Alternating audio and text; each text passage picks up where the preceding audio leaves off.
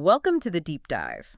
Today, we've got some fantastic material you sent, overbook excerpts, author interviews, really digging into Howl's Moving Castle by Diana Wynne Jones. Such a rich world. Right. So our mission today is to get past just the surface. We want to look at the characters, the magic system, and even the real-world context, maybe, behind that castle.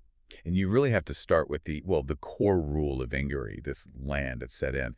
It's this pervasive belief, this misfortune of being born the eldest of three. It's so strange, isn't it? You've got magic everywhere, Yeah. 7-league boots, invisibility cloaks. Commonplace things, yeah. But still, everyone just knows the eldest is, quote, the one who will fail first and worst. It's like this baked-in societal expectation. And it really defines our main character, Sophie, right from the beginning. Sets her path, or so she thinks. Exactly. But, before we dive deep into Sophie, the origin of the book itself is, well, kind of amazing. Oh, It's in the dedication. Diana Wynne Jones didn't just dream it up. Apparently, a young boy at a school visit asked her specifically to write a book about the moving castle. wow. Just like that. A whole world from one request. Yeah, she even mentions she lost his name, which is kind of sad, but Yeah. what a legacy. Incredible. Yeah. Okay, so let's look at the people shaped by this world, Uh-huh. starting with the Hatter sisters, Sophie, Letty, and Martha. Right, the three sisters. And they fit that fairy tale mold, but, with a twist. Letty's the second born, beautiful, wants to marry a prince. The expected path for the second, maybe? Kind of. And then Martha, the youngest, she's all about making her own fortune, witchcraft, rich friends, that sort of thing. Breaking the mold. Totally. And then there's Sophie, the eldest. Who just accepts it, accepts the curse. Pretty much. She's resigned, Going to inherit the hat shop from her stepmother, Fanny. Doesn't seem to fight it, even though she's clearly talented. And that's right. The book mentions she's very deft with her needle. She made that amazing outfit for Letty. The deep rose outfit, yeah. Everyone praised it. So she has this, creative magic in her hands already. But she doesn't see it because of the curse, or the idea of the curse. Exactly. But then, things get interesting pretty fast. Sophie finds out her sisters aren't quite as resigned as she thought. Oh, the big swap. Yes. Letty and Martha secretly traded places. It's a brilliant early clue that, destiny isn't maybe as fixed as Sophie believes.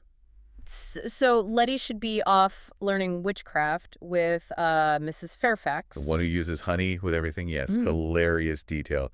But no, Letty's working at Ciceri's pastry shop instead. And Martha's the one who actually goes to Mrs. Fairfax. Right. They're actively choosing their paths. While Sophie's stuck. Trimming hats, mushroom pleats, caterpillar green bonnets. Sounds, dull. She calls it rather dull herself. Mm. But this is where something interesting starts happening, kind of quietly. What's that? She starts talking to hacks. Talking to hat, like literally. Yeah. She's putting her thoughts, maybe her wishes, into the things she's making. It's like this subtle magic she doesn't even recognize she has. So her only real connection to the outside world is gossip. Pretty much. Yeah. Customer gossip. And who are they gossiping about? Let me guess. Wizard Howl and the Witch of the Waste. The two big fears, exactly. And the stories about Howl are designed to be terrifying. Right, the moving castle scene, roaming around, the blue flames. Yeah, shooting from the turrets on May Day. And worse, that he caught a girl down the valley. And they call him Bluebeard. That's intense. It really is. It conjures up this image of a dangerous, maybe even murderous character, sets the stage perfectly for their first meeting, builds the tension. Which doesn't disappoint in terms of drama, anyway. Oh. Sophie's run-in with the Witch of the Waste. Oh, absolutely. The witch curses her, just Yeah. like that. Turns Sophie into this, frail 90-year-old woman. Cracked voice, wrinkles, the whole thing. Yep. But here's where the story does something really clever, psychologically. You mean her reaction? Exactly. You'd expect horror, despair. But Sophie finds this unexpected. Freedom in being 90. Yeah. It's like all the pressure of being the eldest daughter, the expectations, they just vanish. Being an old woman means she doesn't have to be proper or pretty or dutiful anymore. She can just be herself. Say what she thinks. Totally. Remember that scene with the customer complaining about the bonnet? Oh, yeah. The old Sophie just snaps back at her. Something about her face. Basically, yeah. Tells her it's no surprise the hat didn't work, given her face. And Sophie finds it very enjoyable. Huh. So the curse didn't change who she was, it just let her out. Precisely. It removed the constraints. It's a great point about how societal expectations or even our own self-imposed limits can be stronger than any spell. So this new, liberated 90-year-old Sophie decides she needs to break the spell Yeah. and goes looking for Howl's castle. And finds it. And it's, Magic. well, not what you'd call picturesque. No, I always imagined something grander, maybe. Nope. The book says huge, ugly, lopsided, built of black blocks like coal, just rumbling and bumping along, pure chaos. But there's smoke, right, suggesting a hearth inside. Yeah, exactly. That little hint of domesticity, of warmth, mixed in with the ugliness, it's a perfect reflection of what's inside, actually. So she gets in and... And it's cramped. Totally contrasts with the huge exterior, full of wizardly clutter, sure a skull, weird bottles. Okay, standard wizard decor. Right. But also Michael's workbench, Howl's apprentice. Ah, Michael. Yeah. He seems pretty normal, doesn't he? Surprisingly so. Polite kid, maybe just a bit older than Martha. He's doing spells, yes, like mixing green liquid and black powder. Yeah. Serious stuff. But he himself seems quite grounded. And then there's the fire. Calcifer, the fire demon in the hearth. Oh. Thin blue face, purple mouth, crackling voice. Not exactly cozy. Not at all. And he's immediately complaining. Bound by a contract to Howl, says he's being exploited. Okay, so here comes the central deal, right? Yep.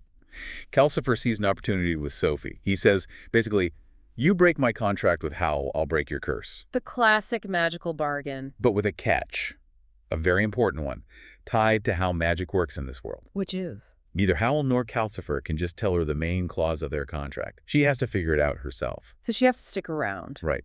She agrees to stay on as the castle cleaner, and her job, besides cleaning, is to watch and listen carefully. That secrecy feels like a key rule. It is. And Diana Wynne Jones actually commented on this. Powerful spells, especially demon contracts, often have like a deliberate mistake or a mystery built in. Why? To prevent accidents. Exactly. If it were too easy, too straightforward, people might use it recklessly. The ambiguity forces caution, observation, which is exactly what Sophie needs. Smart. Okay, so speaking of caution, or maybe the lack of it, Yeah. let's finally meet the wizard, Howl himself, after all that Bluebeard hype. It's a great anticlimax.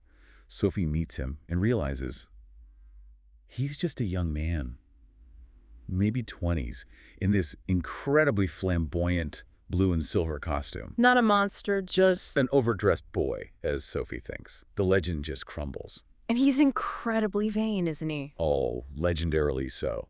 Spends hours in the bathroom, which is apparently quite dirty, agonizing over his looks. Potions with names like drying power and for decay. And he doesn't handle imperfection well. At all. That's putting it mildly. Remember the green slime incident? Oh, God, yes. Because his hair dye went slightly wrong. Just slightly. And he throws this epic tantrum. Green slime everywhere. Wailing so loud it deafens people in Port Haven. It's funny, but it really shows you who he is, doesn't it? Powerful wizard, yes, but emotionally. Kind of a child. Totally drama queen, self-obsessed, volatile. Yeah. But wait, there's that amazing irony about his suit. The blue and silver one. It has a charm on it, A right? powerful one. A dazzling attraction charm makes him irresistible to women. Which he totally leans into, obviously. Of course. But the kicker is, who put the charm there? Don't tell me. Sophie. Sophie herself. Back when she was just trimming hats, before the curse, she worked on his suit, and she was talking to it, telling it to be built to pull in the girls. No way. So her own quiet, unrecognized magic created the very thing that fuels his vanity and his reputation. Oh, yeah. Isn't that brilliant? Her latent power caused the very problem she and her sister Letty were kind of trying to deal with or escape. It shows her magic isn't about spells. It's about intention, breathing life into things. Wow. So her weakness, being quiet, hid her strength, her voice, and his strength, the charm, his weakness, the vanity. Perfectly put. And the author, Diana Wynne Jones, she really nails his character. Describes him as a slitherer outer. Meaning he avoids responsibility? Yeah, cowardly, selfish, throws those dramatic head colds. Sounds awful. So Sophie also sees him be awfully kind to poor people. Doesn't charge them much, does spells for free sometimes. It's not all bad, just complicated. The author's final word on him. He's a mess. A functional wizard, maybe, Yeah. but a chaotic human being, full of contradictions. Okay, so as we head towards the end, Sophie starts putting the pieces together to break that contract. How does she figure it out? Well, a couple of key things happen. She meets Howl's old teacher, Mrs. Penstemon. Who seems pretty formidable. Very. And Mrs. Pinstemon points out that Howl is making the same fatal flaw as the Witch of the Waste messing around with a fire demon contract. A big warning sign. Huge. And then Hallam himself lets something slip. In a moment of rare honesty, maybe despair, he admits he gave his heart to Calcifer. Literally gave him his heart. That's part of the original deal. To keep Calcifer alive, apparently. Howl calls it a silly thing to do. Understatement. So that's the main clause. He's literally heartless. That's it. And Sophie, having watched and listened, finally understands. She manages to get the heart described as this dark lump from Calcifer. And just puts it back in Howl. Physically pushes it back into his chest, yes. And that works. It restores Howl and breaks the contract. It does. But then, what about Calcifer? Is he just gone? Good question. Is he free? He is free. The contract's broken. But he doesn't just vanish. He actually comes back to the hearth. Voluntarily. Really? He basically says he doesn't mind staying and helping as long as I can come and go. Freedom makes the relationship work, not the binding contract. Ah, that's a nice touch. So we ended with Sophie, powerful and free, and Howl, still kind of a mess, but maybe with his heart back, literally. What did the author think about their future? Well, she famously said she wouldn't want to marry Howl. Too much drama, too much slime. Can't blame her there. But for Sophie and Howl, she reckoned their happily ever after would be a good deal more eventful than any story made it sound. Right. So wrapping up this deep dive, what are the key takeaways for you? What knowledge can we pull from all this? Well, first, I think, is the power of questioning assumptions, like the eldest curse, or even who your sisters really are. Things aren't always what they seem. Definitely. And Sophie's transformation shows how sometimes forced change, even something awful like a curse, can actually be liberating. It let her true self out. Yeah, stripping away those expectations was key. And then there's the idea of latent power and maybe unintended consequences. Like Sophie talking to the suit, a small act with huge results. It highlights the need for maybe awareness in complex systems, whether it's magic or, just life. Precision matters, even when you don't realize you're being precise. Exactly. So we'll leave you with that final thought from Diana Wynne Jones about their future. Living happily ever after for Howl and Sophie involves, and I quote, at least 2 quarrels, 1 violent argument, and an explosion of strange magic. So maybe the question for you to consider is that kind of explosive, dramatic, maybe truthful life, even with a complicated partner, better than the quiet, safe resignation Sophie started with in the hat shop?